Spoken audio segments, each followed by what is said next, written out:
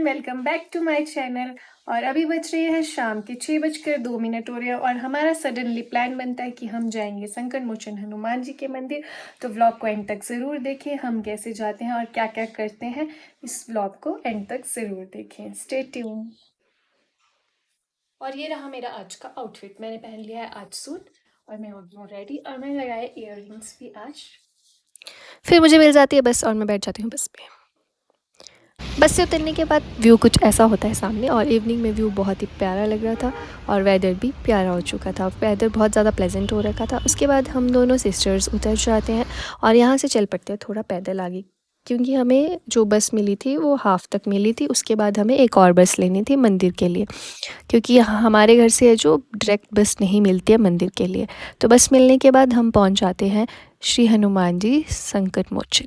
तो जय श्री राम। और हम यहाँ से अपनी जर्नी को स्टार्ट करते हैं।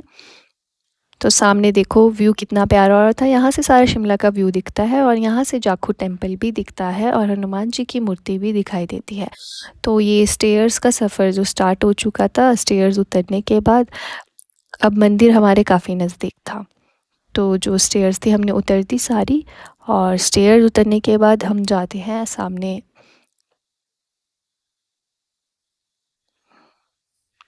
सामने तो यहाँ पे जो था पेड पार्किंग थी, यहाँ पे कार्स वगैरह पार्क कर सकते हो आप लोग। फिर ये मंदिर की एंट्री है और ये मेन एंट्री थी, यहाँ से हम अंदर चल पड़ते हैं। और मंदिर की एंट्री लेते ही हमारे दर्शन हो जाते हैं लंगूर जी के। हमें दर्शन हो जाते हैं लंगूर जी के, तो हम लंगूर जी को प्रणाम करते हैं और फिर चल पड़ते हैं आगे।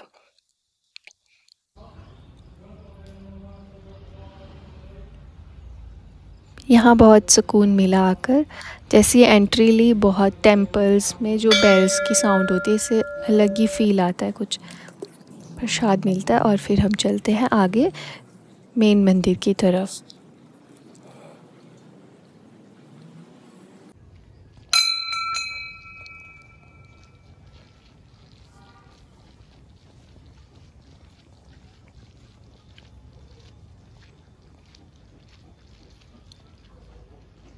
आगे जाकर मैं मंदिर के अंदर जाकर आपको दिखाती हूँ मंदिर में कैसा है।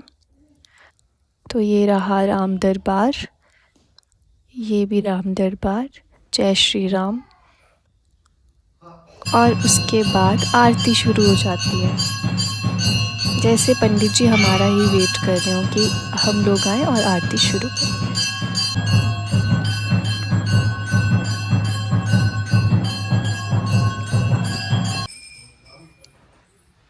आरती पूरी होने के बाद हम निकल पड़ते हैं मंदिर से बाहर। और सामने यहाँ पे नीम करोली जी का भी है, नीम करोली महाराज जी का मंदिर। इनके भी दर्शन कर लेते हैं और फिर सामने का व्यू देखो कितना प्यारा है। और यहाँ से नीचे जाते हैं तो भंडारा ग्रहण करने के लिए, पर अभी तो इवनिंग में भंडारा नहीं होता, तो हम लोग वापस चल पड़ते हैं यहाँ से। और वापस जाते हुए देखिए काफ़ी अंधेरा हो जाता है, टाइम काफ़ी हो चुका था और अंधेरा हो ही चुका था ऑलमोस्ट।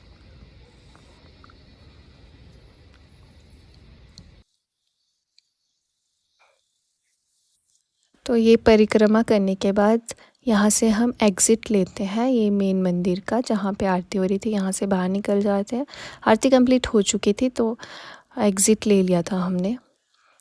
और वापस जाते हुए मैं थोड़ा स्लो चल रही थी, पर मंदिर की आरती और मंदिर में कम रश था तो काफ़ी अच्छा फ़ील हुआ, बहुत सुकून मिला मंदिर की आरती सुनने के बाद।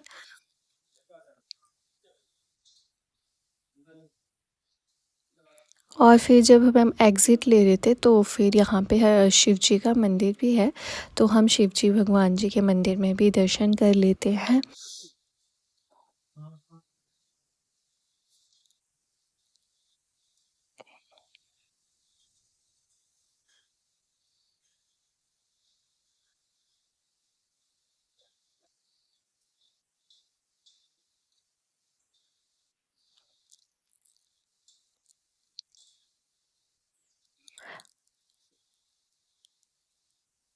हर हर महादेव।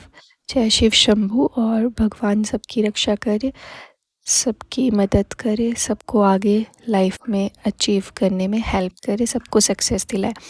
और फिर थोड़ी विश मांग लेती हूँ मैं।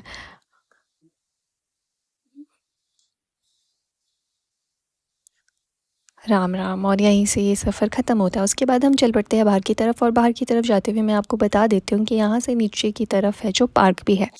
अगर आप लोग संगन मोचन हनुमान जी के मंदिर आ रहे हैं तो आपके साथ बच्चे हैं तो आप इस पार्क में उनको ज़रूर ले जाएं। और इस तरफ शॉप्स हैं काफ़ी सारी, लेकिन अभी शॉप्स बंद हो गई क्योंकि इवनिंग टाइम है, काफ़ी लेट हो चुके थे, हम तो 8 बज चुके थे, तो सारी शॉप्स बंद हो गई थी। और यहाँ से हम चल पड़ते हैं बाहर की तरफ, जहाँ से हम अंदर आए थे वहीं से हम बाहर चले जाते हैं। ऑफ कोर्स वहीं से जाएंगे ये तो ये हनुमान जी के मंदिर जाके बहुत सुकून मिला, और ये सफ़र यहाँ पे ख़त्म हो जाता है। ऊपर चढ़ हम यहाँ से जाते हैं वापस घर की तरफ। काफ़ी अंधेरा हो चुका था गाइस, देखो अब हमारी शक्लें भी नहीं दिख रही है, लेकिन पीछे का व्यू बहुत ही प्यारा हो रहा था। तो अभी अंधेरा हो चुका था काफ़ी। अगर उस साइड से कोई आता है या ऊपर की तरफ से कोई भी आता है तो यहाँ पे वैष्णो देवी गुफ़ा भी है। तो हम सोचते हैं कि अब लेट तो हो ही गए हैं तो चल पड़ते हैं वैष्णो देवी गुफ़ा के अंदर। रास्ता ज़्यादा अच्छा नहीं है, थोड़ा कष्ट करके चल पड़ना ऊपर। ये है गुफ़ा का एंट्री, और यहाँ से जय माता दी और चल पड़ते हैं अंदर की तरफ। आपको भी दिखाते हैं गुफ़ा कैसी है।